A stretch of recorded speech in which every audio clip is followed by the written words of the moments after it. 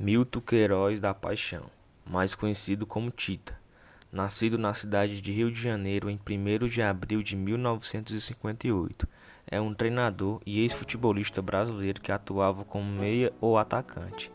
Tita começou a jogar futebol nas divisões de base do Flamengo em 1970, quando tinha 12 anos de idade.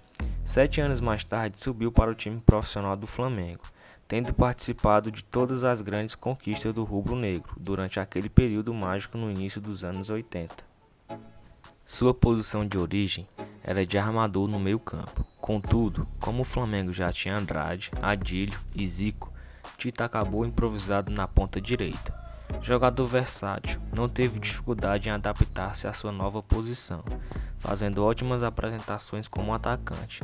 Participou das conquistas dos estaduais de 1978, das 2 edições do certame realizadas em 1979 e do campeonato de 1981, dos brasileiros de 1980 e 1982, além da Libertadores da América e a Copa Intercontinental em 1981.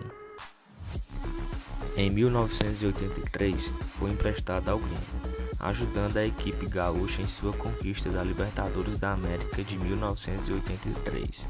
Retornou ao Flamengo em outubro daquele mesmo ano, ficando, portanto, de fora da final da Copa Intercontinental, quando o Grêmio derrotou o Hamburgo e se tornou-se o terceiro time brasileiro campeão do mundo na história. Nesta nova passagem pelo Flamengo, Tita assumiu a camisa 10 de Zico, que havia sido negociado com o futebol italiano. Entretanto, em 1985, deixou definitivamente a Gávea para ir jogar no Internacional. Em 1987, retornou ao futebol carioca, vestindo a camisa do Vasco da Gama. Naquele ano, o time do Vasco, que já contava com nomes como Acácio, Paulo Roberto, Mazinho, Roberto Dinamite, Giovani e Romário, chegou às finais do estadual contra o Flamengo. Ironicamente, Tita foi o autor do gol que deu o título ao Vasco. Fora do Brasil, Tita atuou no Bayer Leverkusen, na Alemanha, aonde conquistou a Copa UEFA de 1988, e depois no Pescara, um clube italiano. Voltou para o Vasco em 1989, quando conseguiu seu 4º título nacional no Brasileirão naquele ano. Depois da Copa, Tita foi jogar no México, onde permaneceu pelos 6 anos seguintes. Encerrou sua carreira em 1998, jogando no time Comunicaciones, da Guatemala. Tita também, aos 32 anos de idade, foi convocado para a sua primeira e única Copa do Mundo, a da Itália, em 1990. Entretanto, ficou no banco de reservas e não disputou nenhuma partida.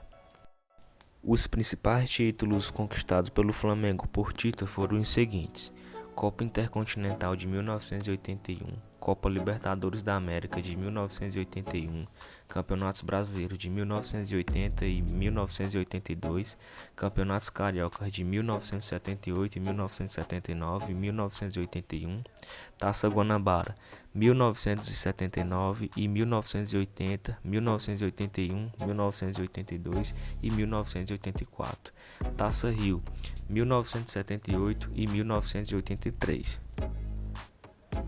2 anos após encerrar sua carreira como jogador, Tita fez a transição para o cargo de treinador e assumiu o comando do Americano no Rio de Janeiro. No mesmo ano 2000, voltou ao Vasco da Gama, onde trabalhou como jogador.